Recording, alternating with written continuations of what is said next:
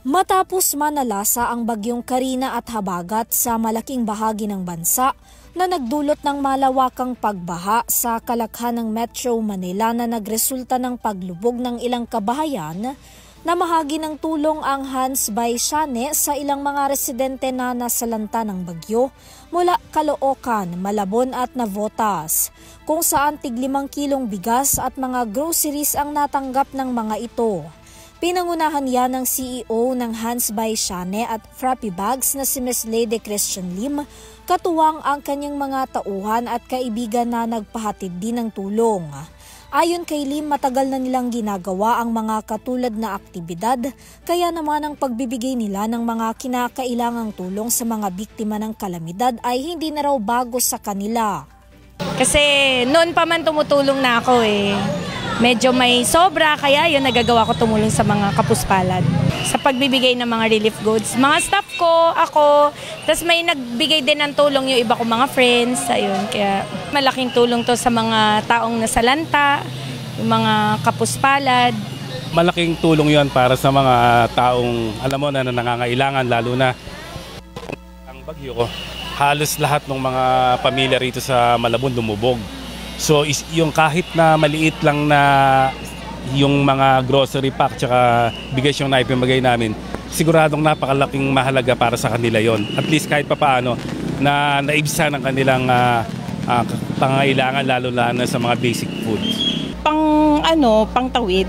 Kasi syempre hindi pa rin naman nakaka-recover yung iba. So at least siguro mga kahit na sa 2 days, 3 days, merong pantawid. Gano'n. Tulong po ng Hans by Shane, ayan, nakatulong kami sa mga nasalanta ng bagyo nitong nakaraang bagyo ng Karina, yung mga nabaha, ganyan, ng mga taga dito sa Malabon. Kaya malaking tulong talaga yung charity event niya today. Ayon naman sa ilan naming nakapanayam na residente, malaking tulong daw ang kanilang mga natanggap na tulong, lalo na raw at karamihan sa kanila ay inabot ng hanggang bewang at dibdib ang baha. Napakalaki pong tulong kasi talagang hanggang dito po yung tubig sa Ubando. Talagang halos hindi, walang kuryente, mga talagang walang pagkain na nung time na yun walang mabili ng pagkain. Malaking tulong, minaha kami. Hanggang dito yung sa loob ng bahay, hanggang dito. Napakalaki po ito. Dahil yung mga dumang kalamidad po, talagang medyo dilubyo po inabot namin. Laki po ma'am, para po pangkain na din po, dagdag, para hindi na rin po gumastos. Kayo po ba? Malaki, sobra.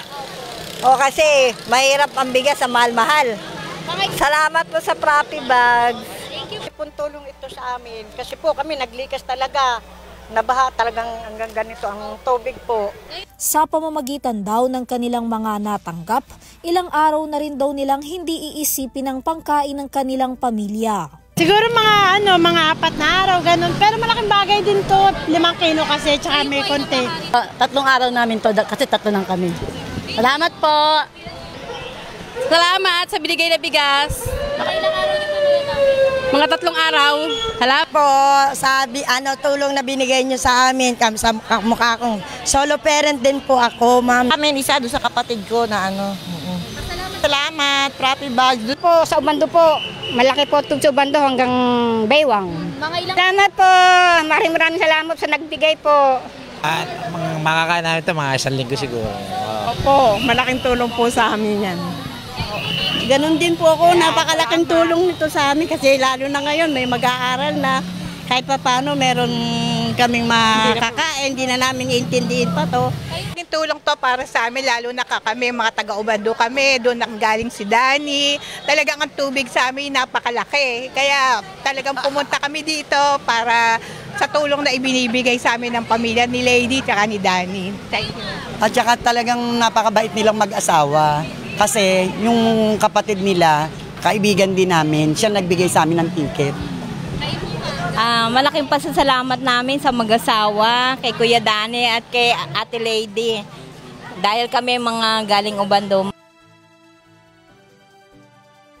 Samantala, patuloy naman daw na aagapay ang Hans by Shane sa mga nangangailangang Pilipino sa bansa, hindi lang tuwing may kalamidad kundi sa oras ng pangangailangan.